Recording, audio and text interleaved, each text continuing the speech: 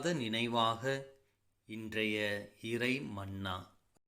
அன்பிற்குரியவர்களே, ஆண்டவர் இயேசு கிறிஸ்துவின் இறையாசிரும் பணிவுடன் கூடிய அன்பான வணக்கங்களும்.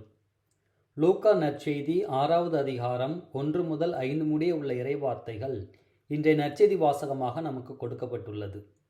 இவ்வாசகத்தின் மைய கருத்தாக பரிசேயர்களின் இதயம் நாம் கொண்டிராமல் இருக்கவும், கடவுளுக்கு நன்றி சொல்ல அவருக்கென்று நேரம் ஒதுக்க நாம் கடமைப்பட்டிருக்கிறோம் என்பதையும் சிந்தித்து பார்க்க அழைப்பு விடுக்கின்றது. இச்சிந்தனையிலே பரிசேயர்களின் கேள்வியாகிய ஓய்வு நாளில் செய்யக்கூடாததை நீங்கள் செய்வதேன் என்பதையும், அதற்கு பதில் மொழியாக இயேசு கூறிய ஓய்வு நாளும் மானிட மகனுக்கு கட்டுப்பட்டதே என்று சொல்வதை வைத்து இன்று சிந்திப்போம். நமது வார்த்தைகளின் அளவீட்டினை வைத்தே நமது உள்ளம் எப்படிப்பட்டது என்பது தெரிந்துவிடும்.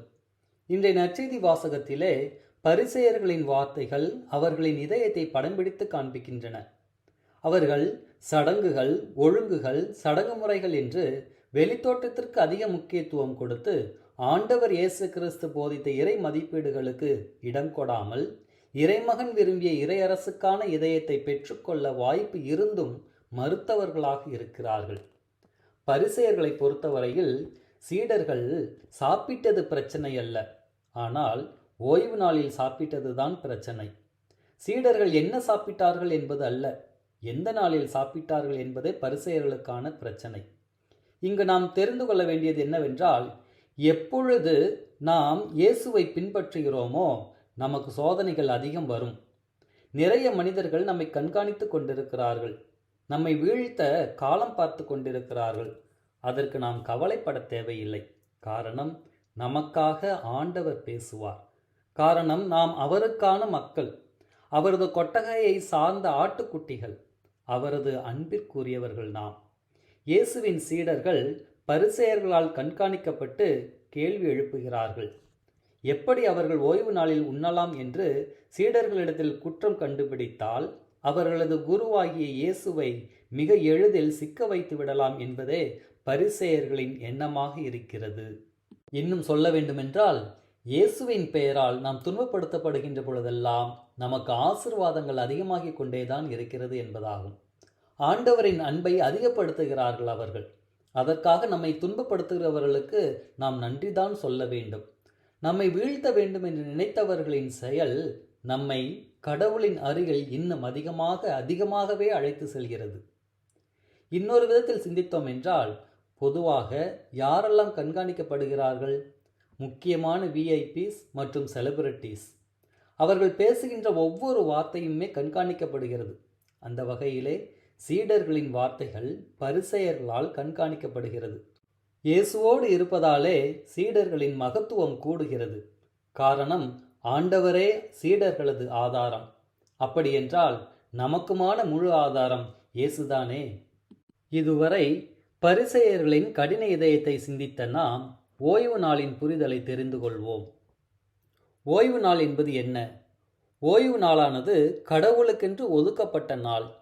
இந்த ஓய்வு நாள் என்ற வார்த்தை எதனால் முக்கியத்துவம் வாய்ந்தது என்றால், ஆண்டவர் உலகை படைத்த போது அனைத்தையும் படைத்து 7வது நாளில் ஓய்வு எடுத்தார் என்று தொடக்க நூலில் முதல் அதிகாரத்தில் படிக்கிறோம். இவற்றில் கவனிக்க வேண்டியது, ஒவ்வொரு நாளையும் ஆண்டவர் படைத்த பிறகு காலையும் மாலையும் சேர்ந்து ஒரு நாள் ஆகியது என்று 6 நாட்கள் உருவாக்கத்திற்கு பிறகு 7வது நாளை படைத்து ஆசி வழங்கி புனிதப்படுத்தி அந்நாளில் ஓய்ந்திருந்தார் என்று திருவிவிலியத்தில் படிக்கிறோம்.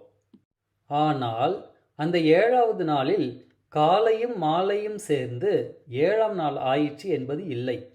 அப்படியென்றால் 7வது நாள் இன்னும் நிறைவு பெறவில்லை, முடிவில்லாமல் தொடர்கிறது. இட் இஸ் அன்எண்டிங், இட்டர்னல் என்று சொல்லலாம். ஆக ஓய்வு நாள் என்று சொன்னால் a rest into eternity, அதாவது முடிவில்லாத நிலை பேருடைமைக்கும் ஓய்வு நாள் என்று நமக்கு நினைவுபடுத்தப்படுகிறது. 7வது நாளில் நாம் கடவுளோடு இணைந்திருக்க அழைக்கப்படுகிறோம். அவ்வாறே படைக்கப்பட்டவை அனைத்தும் 7வது நாளில் அவருடன் நித்தியத்திற்கும் இருக்க அழைக்கப்படுகிறது. அதே வேளையில் ஓய்வு நாளை கடைபிடிப்பதில் நமது நிலைப்பாடு என்னவாக இருக்கிறது? 10 கட்டளைகளில் 2வது கட்டளையாக கடவுளுடைய திருநாட்களை பரிசுத்தமாய் அனுசரிக்க மறவாதிருப்பாயாக என்பதே. இணைச்சட்டம் 5வது அதிகாரம் 12 முதல் 15 வரை உள்ள இறைவசனங்களில் நாம் பார்க்கின்றவாறு மோயிசன் கொடுத்த கட்டளைகளாக கடவுள் கட்டளையிட்டபடி ஓய்வு நாளை புனிதமாக கடைபிடி என்றிருப்பதை நாம் காணலாம். இது எதற்காக என்றால், எகிப்தில் அடிமைகளாக இருந்த இஸ்ராயல் மக்கள் யாவே இறைவனால் அழைத்து வரப்பட்டு கானான் தேசத்தில் குடியமர்த்தப்பட்டார்கள். அதன் நன்றியாக கடவுளோடு அவர்கள் ஏற்படுத்தி கொண்ட உடன்படிக்கையான நானே உங்கள் கடவுள், நீங்கள் என் மக்கள் என்பதற்கு உண்மை உள்ளவர்களாக இருக்க நாமும் அழைக்கப்படுகிறோம். காரணம், அவர்களுடைய பாவங்களில் நமக்கும் பங்கு உண்டு என்றால் அவர்களின் ஆசீர்வாதங்களிலும் நாம் பங்கெடுக்கிறோம். அன்பானவர்களே, அவர்களது பாவங்களில் பங்கெடுக்கிறோம் என்பது நாமும் எகிப்தாகிய நமது பாவங்களுக்கு அடிமைகளாகி இருக்கிறோம். ஆனால் யாவே இறைவன் தனது ஒரே மகன் இயேசுவை நமக்கு மீட்பராக அனுப்பி நம்மை மீட்டெடுத்து அவருக்குரியவர்களாக மாற்றியிருக்கிறார். பழைய ஏற்பாட்டில் ஏற்படுத்தப்பட்ட உடன்படிக்கையை ஆண்டவர் இயேசு கிறிஸ்துவின் இரத்தம் நமக்கு நினைவுபடுத்துகிறது. அந்த இரத்தமே நமது மீட்பு.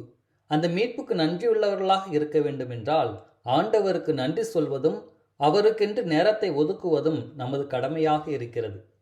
இன்னும் எந்தெந்த விதங்களில் பாவங்களுக்கு நாம் அடிமைகளாக இருக்கிறோம்?